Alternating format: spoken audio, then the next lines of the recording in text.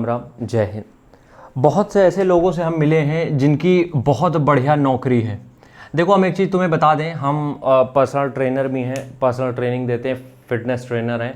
तो मेरे पास all over world, मतलब कि चाहे आप ऑस्ट्रेलिया की बात कर लो, चाहे न्यूजीलैंड की बात कर लो, चाहे आप बात कर लो यूएस की, कनाडा की, इटली की, ऐसा कोई भी कंट्री नहीं थी जहाँ के मेरे पास क्लाइंट ना हो। अब तो हम नहीं करते हैं, खैर अब तो दो ही एक अपने इंडिया ही के लोग हैं बस, बाकी हम आगे जाते नहीं हैं।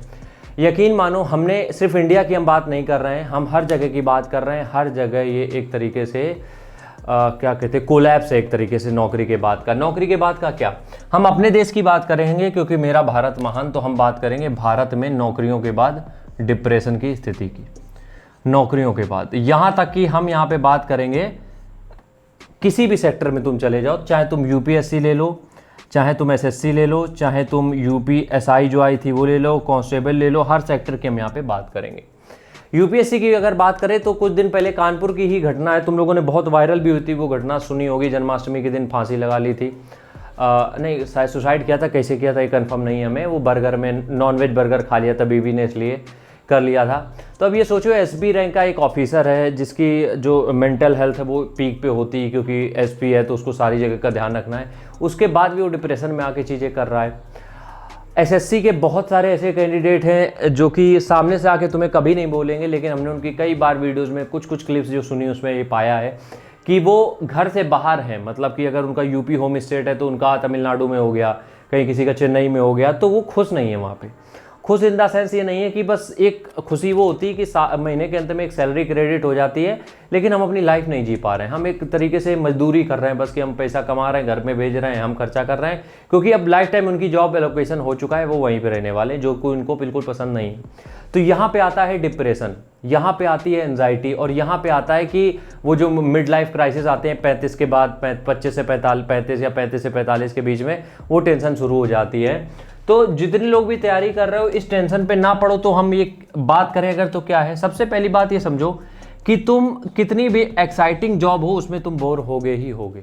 कितनी भी एक्साइटिंग जॉब हो, तुम अगर डीएम भी हो, तुम वहाँ पे भी बोर हो रहे हो। बस ये होता है कि डीएम में तुम्हें बोर होने का टाइम नहीं होता है, क्योंकि तुम्हारे पास काम इतने होते हैं, तो तुम उसके लिए भी टाइम नहीं कि तुम अपने लिए सोच पाओ या बोर हो पाओ। ठीक है, तो सबसे पहले तैयारी करने से पहले ये समझ लेना, पर्सनल लाइफ उतने दिन तक तो बहुत कम रहेगी, पैसा खूब बना लोगे, ये परफेक्ट है। एसएससी की अगर हम यहाँ पे बात करें तो एसएससी से तुम देखोगे यार, जो भी सेलेक्ट होते हैं चेन्नई, तमिलनाडु, किसी का होम स्टेट मिल ही नहीं पाता है। 90% लोग दिल्ली पहुँच जाते हैं, और दिल्ली में तो कोई रहना भी नहीं चाहता है, क्योंकि इतना पॉल्यूशन, इतना ट्रैफिक, इतना क्राउड है कि सब इरिटेट हो जाते हैं। तो हो सकता है कोई अपने कानपुर से गया हो, कोई लखनऊ से गया हो, कोई बनारस से हो, कोई कहीं से हो, सब छोटे छोटे शहरों से जाके दिल्ली में चले गए। तो मेरे कहने का मतलब यहाँ पे ये है कि अगर इन सारी चीज़ों को अवॉइड करना है या फिर इन सारी चीज़ों को टैकल करना है, क्योंकि तुम्हें पैसा भी कमाना है, तो हम ये कहेंगे नौकरी को बस सोर्स बनाओ अपनी अर्निंग का, जिससे तुम बाकी चीज़ें कर सको। यूपीएससी की बात यहाँ पे नहीं हो पाएगी अब। ठीक है, चलो हम बताते हैं।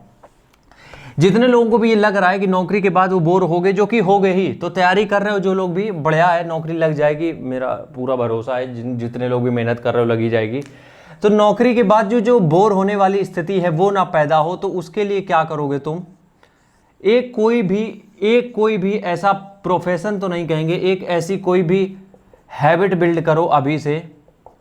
कोई भी ऐसी हैबिट बिल्ड करो जो कि तुम्हें डेली एक नया एडवेंचर दे दे।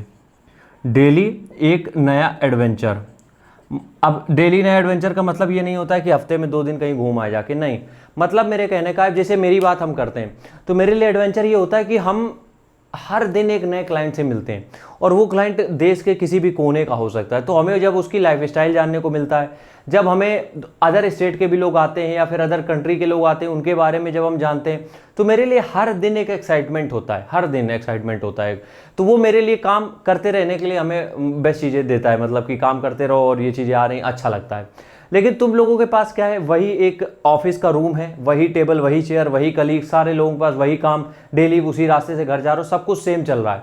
तो जब चीज़ें सेम रहती रहेंगी तो तुम 40 साल वो चीज़ें झेल नहीं पाओगे। तो तुम क्या करोगे? अब इसका मतलब ये भी नहीं है कि जोश में आके नौकरी छोड़ दो, ये गलती कभी मत करना, क्योंकि फिर तुम उसी के पीछे मरते रहोगे, ज़िंदगी भर की नौकरी मिल जाए। तो जब एक बार नौकरी मिल गई है, कोई भी एक ऐसी हैबिट बिल्ड करो, एक भी कोई भी ऐसा काम, एक ऐसी हैबिट बिल्ड करो जहां से तुम डेली उसके ऊपर काम कर पाओ, उस हैबिट पे डेली तुम कुछ नया कर पाओ। इससे फायदा किसका होगा? इससे फायदा तुम्हारा होगा। तुम बोर नहीं होगे, दिमाग में कुछ ना कुछ चलता रहेगा, कभी ना कभी एड्रेनलिन रश आता रहेगा, कभी कभी कहीं से डोपामिन मिलता रहेगा, तो चीज़ें एक्टिव रहेंगी। वरना सेम तरीके की चीज़ें 30 साल तक जब करोगे, दिमाग पंचर हो जाएगा तुम्हारा। इसलिए बस यही है कि कोई भी एक ऐसी हैबिट, कोई भी ऐसी हॉबी ले लो जो कि सरकारी नौकरी के बाद तुम्हारे पास पर्याप्त टाइम रहता है उसको परस्यू करने का या फिर उस पर काम करने का। राम राम, जय हिंद।